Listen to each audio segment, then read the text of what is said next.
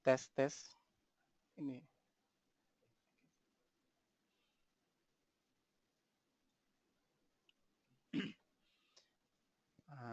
Selamat pagi Bapak Ibu sekalian.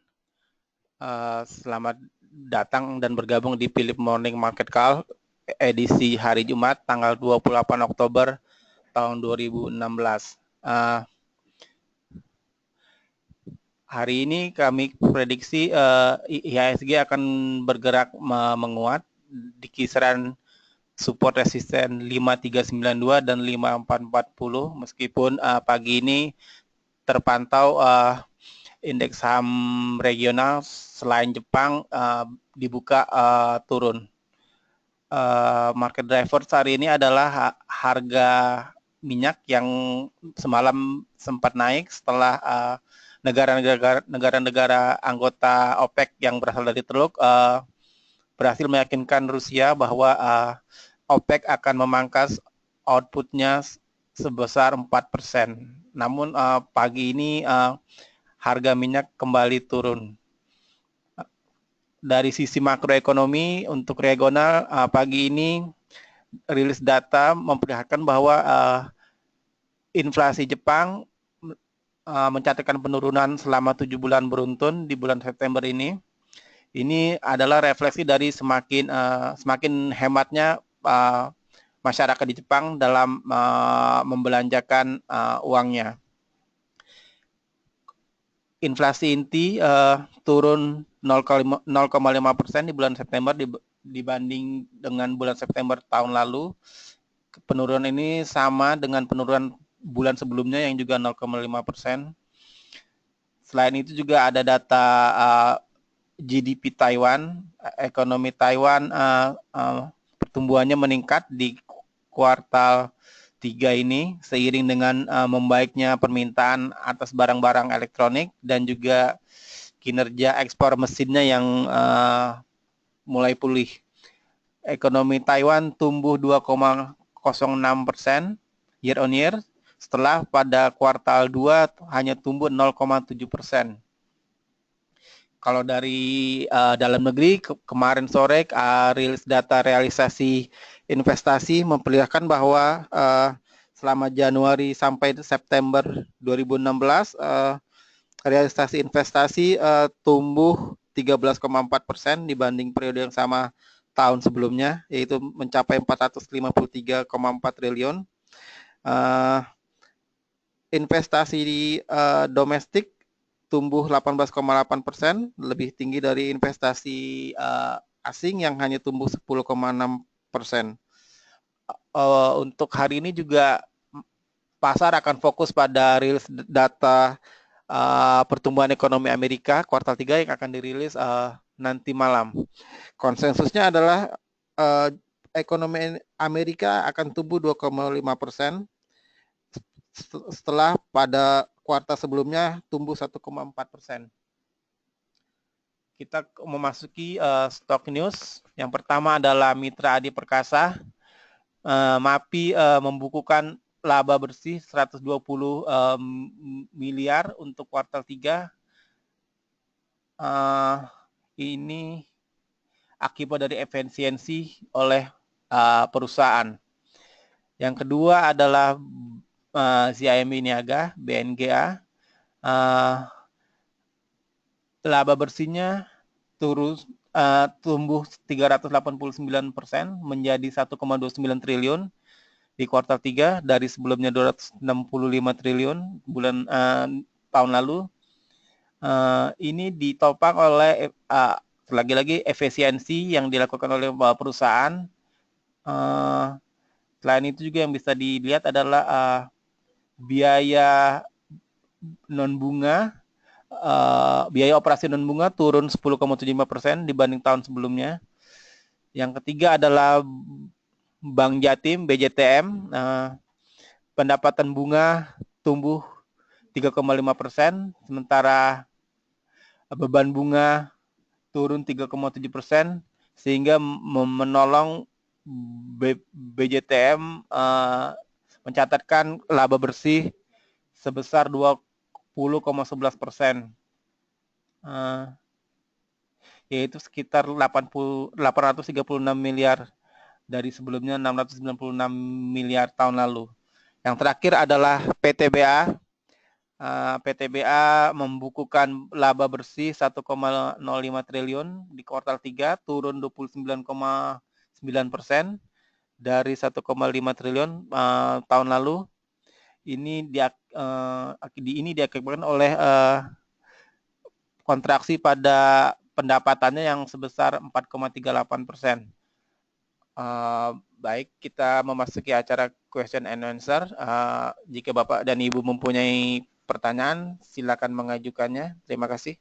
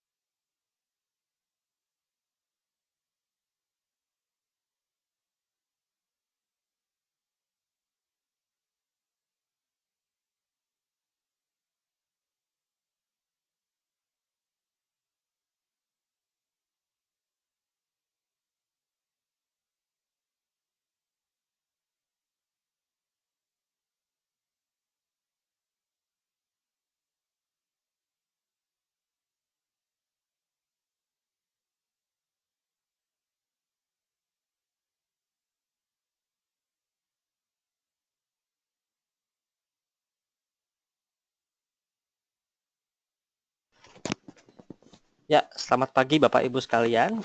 Untuk sesi tanya jawab akan bersama saya Aditya Nugroho. Sebelumnya untuk cek suara saya apakah sudah cukup jelas terdengar? Ya, baik. Terima kasih Bapak-Bapak, Ibu-ibu. Oke, sebelumnya kita coba akan melihat review IHSG secara teknikal dulu hari ini. Nah, kemarin itu IHSG mampu menguat 0,3% dan masih bertahan di atas level resisten 5.400. Ini adalah berita bagus. Karena kalau kita lihat dari periode bulan dari Agustus kemarin, IHSG cenderungnya bergerak sideways di rentang 5.330 hingga 5.475 yang resisten kemarin. Tapi kalau dia mampu bertahan di atas 5.400, maka peluang untuk mendobrak resisten di 5.475-nya akan menjadi besar. Ditambah dengan laporan keuangan kuartal 3 tetap masih mix, tapi beberapa emiten besar seperti Telkom, Jasa Marga mampu membukukan kenaikan laba yang cukup signifikan. Jadi kita lihat secara bottom line, kondisi perekonomian meskipun belum membaik, tapi sudah mulai stabil. Ini adalah satu catatan tersendiri. Baik, berikutnya ke sesi pertanyaan jawab. Pertama kita dari Ibu Suryani mengenai perbankan BMI dan Bank Negara Indonesia. Apakah sudah mulai memasuki masa bullish trend? Baik Ibu Suryani, untuk Bank Mandiri kita lihat.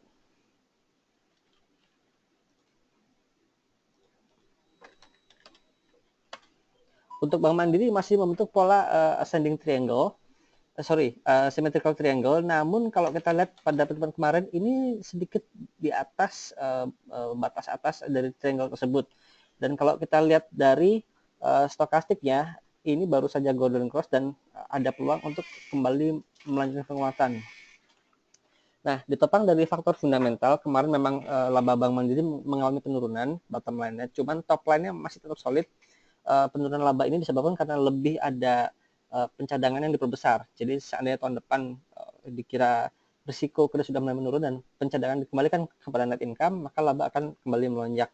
Jadi secara fundamental saya rasa masih cukup solid untuk Bank Mandiri, dan secara teknikal ini ada peluang untuk mendobrak batas atas dari symmetrical triangle, dan jika ini breakout ke atas, maka target terdekatnya akan berada di kisaran level tertinggi kemarin sebelumnya, yaitu sekitar di 11.800. Itu adalah target resisten untuk Bank Mandiri. Lalu untuk Bank BBNI. Ya, untuk BBNI tampaknya kemarin sudah breakout downtrend channel seperti kita lihat di sini. Dan kalau kita lihat dari baik indikator MACD dan stokastik masih memiliki peluang untuk terus ke atas, sehingga target resisten terdekat ada di level tertinggi sebelumnya, yaitu di kisaran 5.650 hingga 5.700. Ini adalah level resisten berikutnya.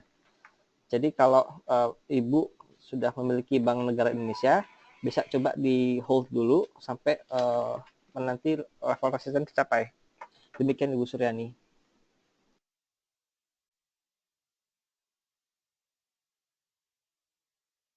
Juga ada mengenai aneka tambang. Aneka tambang ini juga kemarin baru breakout resisten di 860 sehingga target berikutnya resisten ada di kisaran 900. Kemarin tampak juga mencoba menguji level 900 namun masih belum berhasil mendobrak level tersebut, sehingga hari ini ada potensi untuk mencoba menguji level resisten 900 itu. Kalau kita lihat secara MACD dan stokastik juga masih ada peluang untuk melanjutkan penguatan. Jadi jika Ibu masih ada posisi barang di Antam, bisa hold sampai breakout 900, dan jika 900 tembus, maka target berikutnya ada di level psikologis 1000, Bu. Demikian.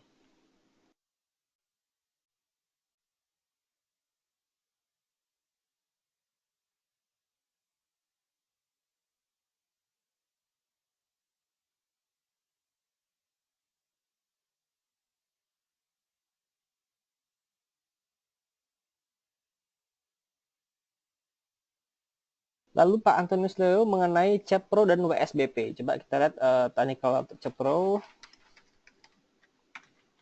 Ya, Cepro ini cukup volatile di kisaran harga 50, rentangnya di kisaran dari harga 52 supportnya.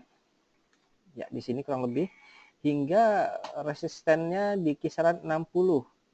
Namun juga tidak menutup kemungkinan bahwa saham Cepro ini bisa melonjak di atas level 60 hingga kemarin tertinggi sampai di kisaran 79.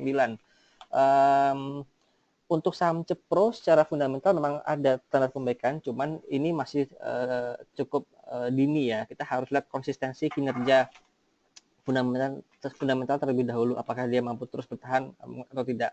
Kalau secara teknikal ini tampaknya ada peluang menguji support di 52, Pak, karena MACD dan stokastiknya sudah mulai menurun, dan kita menantikan dia menguji support di 52 hingga 50. Kalau Bapak emang senang dengan saham Cepro ini, kami sarankan sih untuk trading jangka pendek saja, Pak, dengan mengambil di level support 50 sampai 52. Nanti ketika menekati level 60 bisa Bapak take profit. Demikian Pak Antonius. Lalu ada WSBP.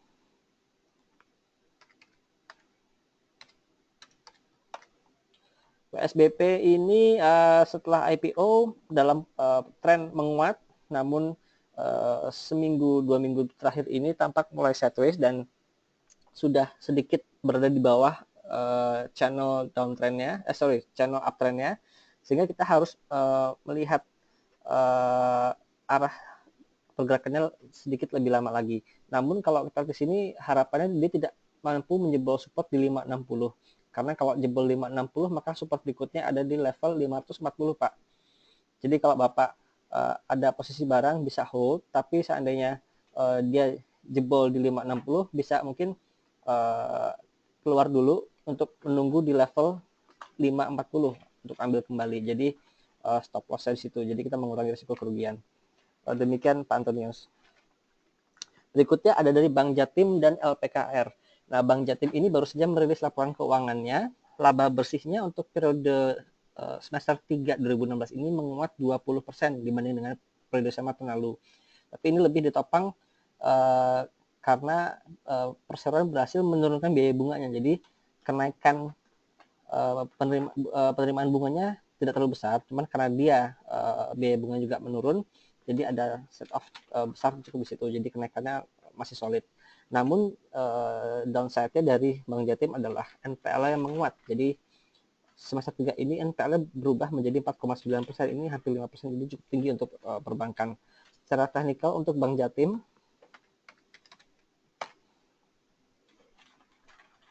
Untuk Bank Jatim masih berada dalam downtrend. Meskipun kemarin sempat tampak sedikit lepas dari downtrend channelnya, namun tampaknya tidak kuat, stokastiknya tampak kembali mengarah ke bawah. Namun jika dia berhasil mampu bertahan di atas downtrend channel ini di kisaran 535 hingga 525, maka peluang untuk kembali menguat terbuka lebar. Untuk jangka pendek, tampaknya Bank Jatim masih akan cenderung konsolidasi dengan rentang 525 hingga resistennya di level 560, Pak Dadang. Jadi kalau Bapak ingin atau sudah memiliki Bank Jatim, bisa coba nanti take profit dulu di kisaran 560 dan ambil kembali jika sudah mendekati level 525 atau 530. Tapi jika Bapak lebih senang untuk bermain long term, saya rasa untuk dikit pun tidak ada masalah karena secara valuasi Bank Jawa Timur ini cukup menarik dengan PE ratio sekitar di level 7 kali. Demikian untuk Bank Jatim. Kemudian ada LPKR. LPKR ini secara teknikal masih dalam posisi very strong bearish, Pak. Jadi kami sarankan jangan dulu masuk ke saham LPKR ini sampai ada kelihatan tanda-tanda pembalikan arahnya. Sampai saat ini masih belum kelihatan, bahkan ini sudah memasuki hari hampir 2 minggu ini untuk penurunannya. Jadi hold dulu posisi kalau Bapak belum ada barang. Kalau kita lihat ini support kuatnya ada di level 860. Ini merupakan support sejak bulan Januari 2014. Ini sudah cukup lama. Jadi kalau support ini mampu bertahan dan memantul, maka potensi upside-nya bisa sampai di kisaran 910, Pak. Jadi untuk support 860 cukup spekulatif. Tapi kalau Bapak mencoba spekulasi buy, bisa di level 860 ini untuk kembali take profit di sekitar 910. Demikian Pak Dadang.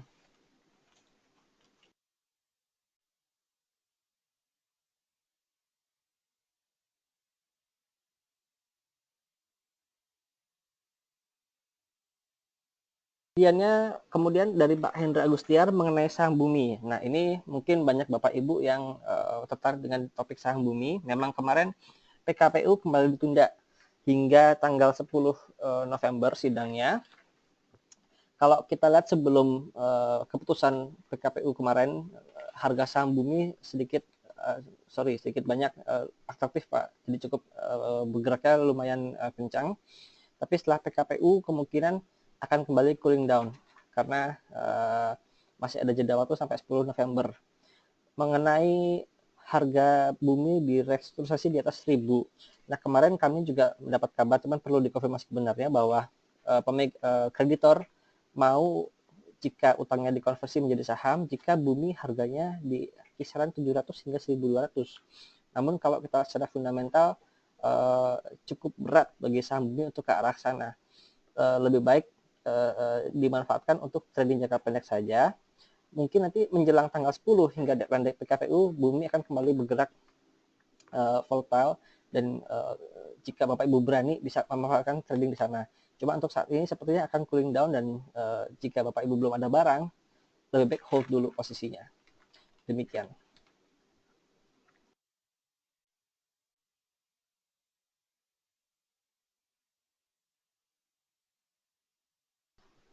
Lanjut ke Bapak Adam Ray untuk mengenai saham DOIT dan KBLI. DOIT ini tampaknya sedang konsolidasi dan ada peluang untuk menguji support di level 450, Pak Adam Ray.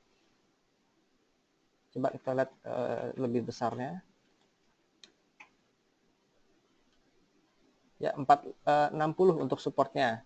Tapi kalau seandainya MACD ini justru death cross dan berlanjut ke zona merah, maka kami sarankan untuk menunggu lebih bawah lagi.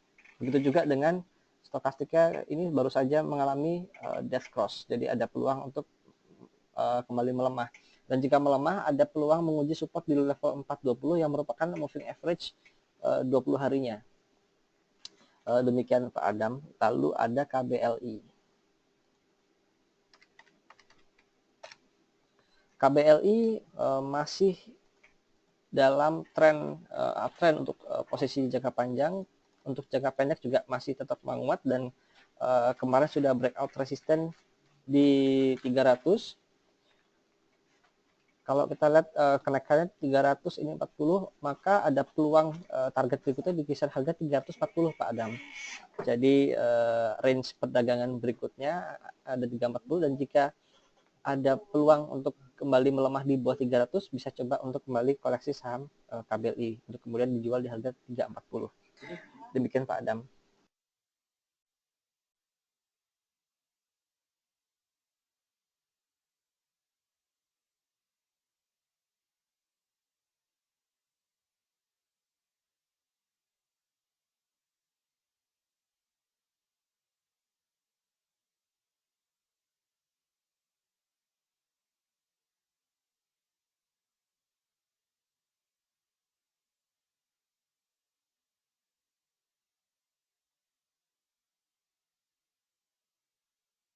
Berikutnya dari Ibu Suryani mengenai saham Kija. Mengapa kok tampak tidak bertenaga? Memang sejak sebulan terakhir dari September ini sudah mulai sideways di kisaran rentang harga 290 hingga 302, Ibu Suryani. Kalau kita lihat secara industri keseluruhan, memang pertumbuhan ekonomi yang melambat beberapa tahun ini berpengaruh kepada tingkat ekspansi perusahaan-perusahaan manufaktur di Indonesia. Dan selama mereka tidak ekspansi, maka permintaan akan lahan industri juga tentu akan sedikit. Ini juga berlaku tidak hanya pada Kija, tapi keseluruhan perusahaan-perusahaan penyedia lahan industri seperti BEST, SSIA, itu juga mereka cukup tertekan beberapa tahun belakangan ini. Kita lihat saja untuk saham Kija, kami sarankan bisa untuk di tradingan jangka pendek saja Bu, dengan rentang 290 hingga 302 jika Ibu lebih tertarik untuk ditradingkan saja. Demikian Ibu Suryani.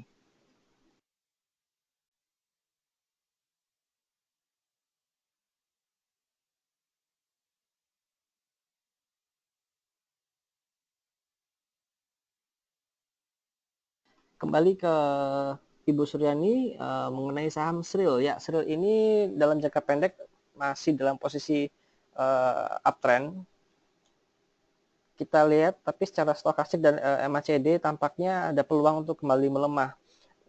Ini kita menanti apakah Sril mampu bertahan di kisaran support 227.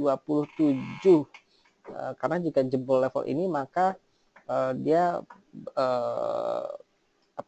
ada peluang untuk membentuk new slow. Jadi kalau level new slow ini terbentuk, maka uptrendnya berubah menjadi downtrend, berbalik arah. Lebih baik tunggu hold sampai posisi indikator MACD dan stokastiknya menunjukkan ada tanda pembalikan arah Bu. Jadi ketika sudah mulai memasuki area oversold atau sudah mulai membentuk golden cross seperti ini. Jadi kalau sudah golden cross ini, Ibu bisa kembali masuk ke saham Sril. Namun selama bentuknya masih membuka seperti ini, sebaiknya hold dulu Bu untuk saham Srilnya. Demikian.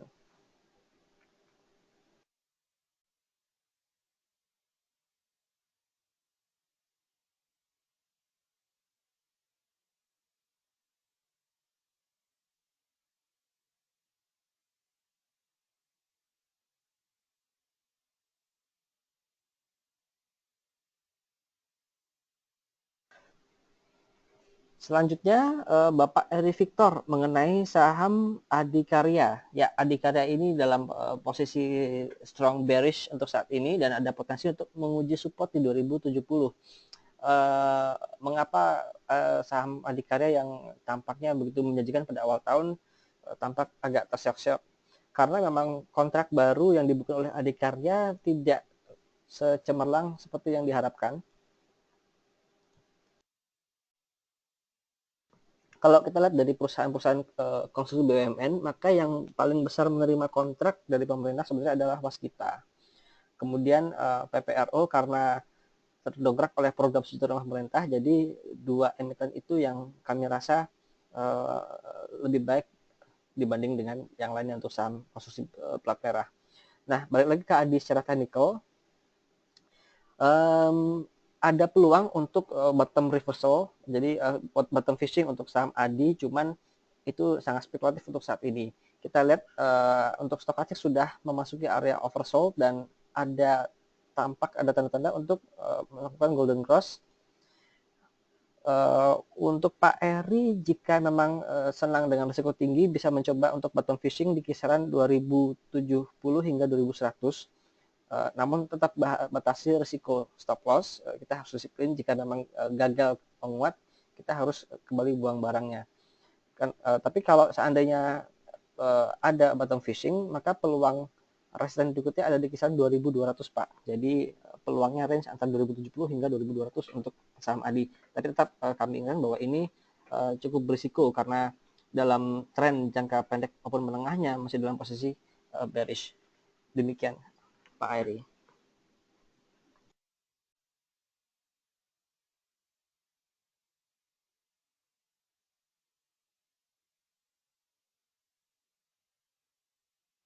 Untuk Bapak atau Ibu Pyong, untuk bumi sudah kami sampaikan tadi, jadi kita menantikan dulu PKPU selanjutnya, dan kemungkinan baru akan kembali ditarik menjelang deadline PKPU di tanggal 10 November. Jadi sementara setelah keputusan PKPU ditunda, akan sedikit cooling down untuk saham bumi dan akan berkurang volumenya. Berikutnya ada saham BRMS dan maaf, Harum, Mioh, dan Medco. Untuk Harum sendiri, ya ini kenaikannya seiring seperti kenaikan saham-saham batubara lainnya, seperti Adaro dan PTBA, namun derajat kenaikannya sudah cukup drastis dan ini sudah berlangsung selama 4 hari berturut-turut dan ada potensi untuk sedikit pullback. Kami sarankan sih, jika Bapak atau Ibu memiliki barang ini, bisa untuk take profit sementara terlebih dahulu dan mengamati level supportnya di berapa. Ada potensi untuk support bawah di sekitar 1800, namun juga tidak untuk kemungkinan bahwa swing backnya tidak terlalu dalam hingga sampai level 19 atau 1930, kisaran situ. Dari sisi batubara sendiri, ada peluang untuk batubaranya kembali menguat karena sekarang sudah mulai bulan Oktober dan memasuki musim dingin. Biasanya kalau musim dingin, harga-harga komoditas energi cenderung akan menguat dan itu menjadi katalis positif bagi sektor batubara. Meskipun dari sisi fundamental tampaknya kenaikan harga batubara saat ini masih belum akan tercermin pada laporan keuangan Q3 maupun Q4. Baru akan kelihatan nanti sekitar Q1 2017. Demikian untuk saham Harumnya. Lalu ada saham Mio. Untuk Mio, kami belum melihat untuk fundamentalnya, namun teknikalnya juga tampaknya sudah cukup tinggi, jadi cenderung akan konsolidasi untuk beberapa hari ke depan. Kalau kita lihat kenaikan sebelumnya itu ada di bulan Agustus dan konsolidasi cukup panjang terjadi tentang dari bulan Agustus hingga Oktober, 2 bulan. Cuman dalam masa konsolidasi itu bisa coba Bapak atau Ibu perdagangkan di rentang 720 hingga tertingginya 780. Jadi untuk jangka pendek saja. Demikian Bapak atau Ibu Pyong.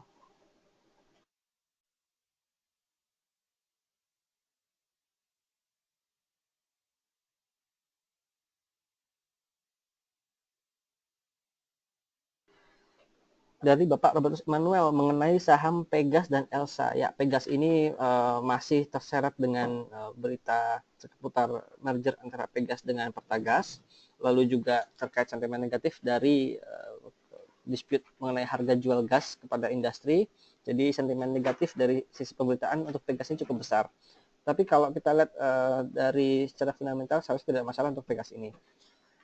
Kalau kita lihat dari sisi teknikal, dalam jangka menengah masih dalam berada tren downtrend ya Pak, dan ada potensi untuk menguji supportnya di level 2330. Untuk jangka pendek tampaknya juga kemarin tidak kuat menembus resisten 2600 dan akan kembali turun. Kita lihat apakah dia mampu break support di 2440, karena jika iya maka akan membentuk newest low, dan ini mengkonfirmasi bahwa Pegas ini masih berada dalam tren downtrendnya. Untuk saham Pegas, jika Bapak belum ada memiliki barang, lebih baik tunggu dulu Pak. Kami juga belum bisa menyarankan untuk masuk di saham Pegas ini. Berikutnya saham Elnusa. Elsa kemarin dalam jangka menengah masih berada dalam tren downtrend, namun pada awal bulan Oktober dia breakout downtrend channelnya dan tampak menguat. Namun beberapa hari terakhir kembali melemah dan berpotensi untuk menguji resistennya, yaitu di downtrend channel yang ada sebelumnya.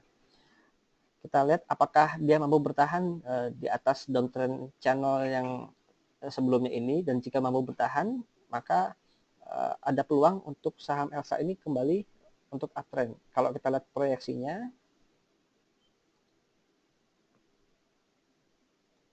ya ini kira-kira supportnya di sini Pak.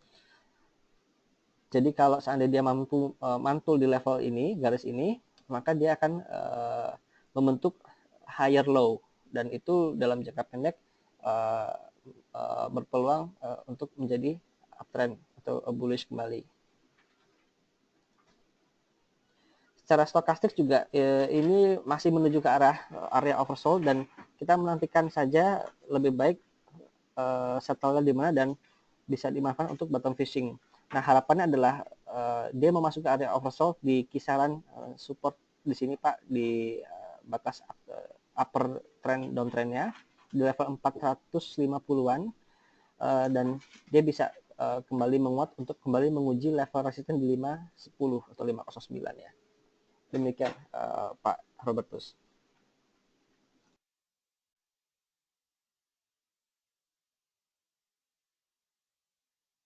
Lalu dari Pak Ahmad Riyadi mengenai Astra International. Nah, Astra International kita lihat secara teknikalnya masih akan sideways Pak, dengan garis support di kisaran 8.100 dan resistennya ada di kisaran 8.500. Sementara ini kami melihat masih akan ada di kisaran tersebut, namun waspadai stop loss jika Astra menembus di bawah level 8.100 karena berpeluang untuk kembali menjadi downtrend arahnya. Demikian Pak Ahmad Riyandi.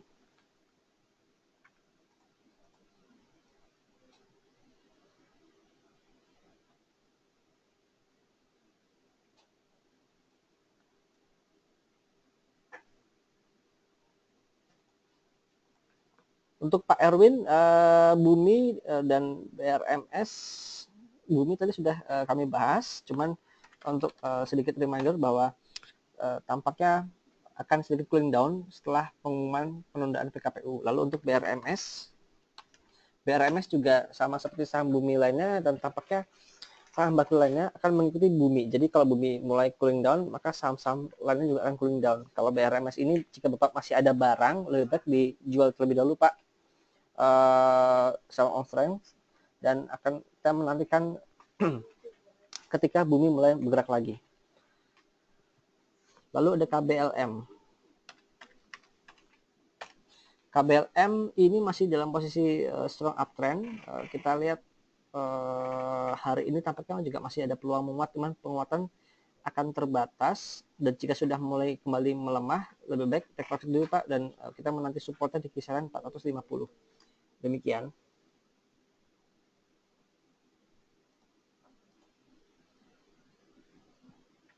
Lalu dari Ibu Ratri mengenai saham MDLN dan MYRX. MDLN, ya MDLN ini kalau kita lihat indikator stokastiknya sudah mulai memasuki area oversold, meskipun tampak belum ada tanda-tanda pembalikan arah baik dari stokastik maupun MACD-nya.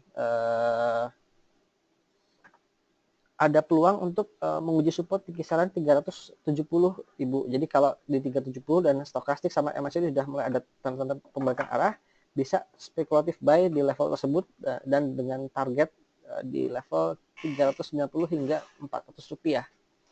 Demikian untuk MDLN. Lalu ada MYRX.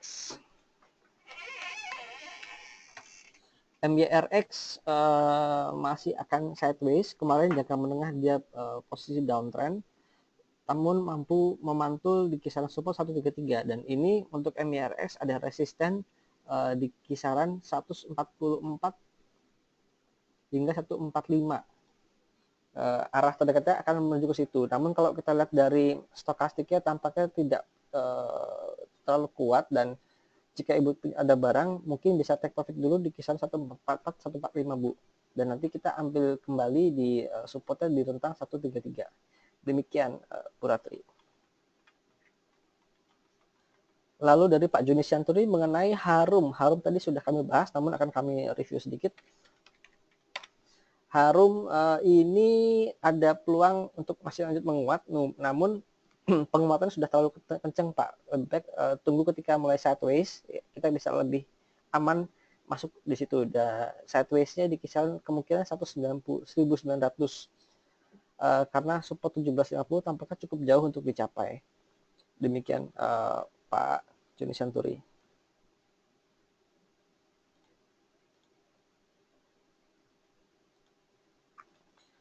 Lalu saham Aisa dari Bapak atau Ibu Wisber mengenai saham Aisa. Aisa ini secara teknikal jangka panjang masih dalam posisi uptrend.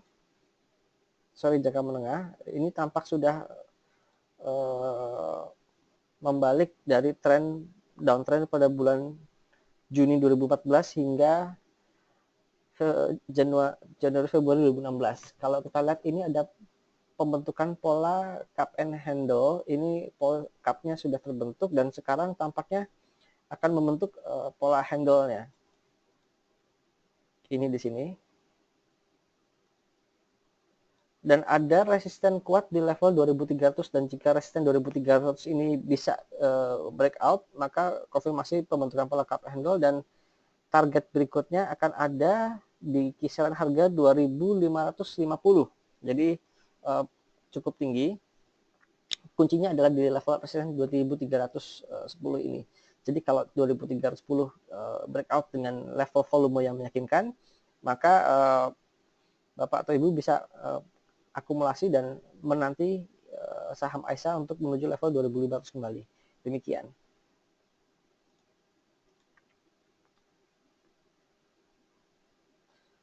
Lalu ada Adaro. Saham Adaro sama seperti batubara lainnya akan mengikuti harga komoditinya dan ini kenaikannya sudah cukup tinggi ya, dari harga 500 di bulan Februari sampai sekarang di level 1600. Kalau kita lihat dari stokastik sama MACD ya, tampaknya sudah mulai ada fase konsolidasi dan rentangnya ada di kisaran 1500 hingga 1600. Jadi bisa buy on weakness untuk saham Adaro ini di kisaran 1500. Demikian Pak Robert, Pak Levis. Dari Pak Robert ada saham Antam. Antam tadi juga sudah kami bahas, namun sedikit lagi di review. Ini sudah breakout level 860 dan ada peluang untuk menguji level 900 pada perdagangan hari ini. Dan jika level 900 ini bisa breakout, maka target berikutnya ada di kisaran harga 1000. Namun kita juga harus melihat dari fundamental Antam ini apakah penopang atau tidak. Karena kalau Inco yang sudah keluar memang masih membuat kerugian, cuman dari periode Juli hingga September dia mampu mencetak laba, artinya sudah ada bottom up dari posisi fundamentalnya dan itu cepat atau lambat akan tercermin di harga sahamnya. Demikian Pak Robert. Ya, berhubung sudah memasuki waktu trading, kami rasa cukup sekian. Terima kasih atas Bapak dan Ibu untuk pertanyaannya dan perhatiannya. Kita akan berjumpa kembali pada sesi market review hari Senin pagi. Selamat trading dan salam cuan. Terima kasih.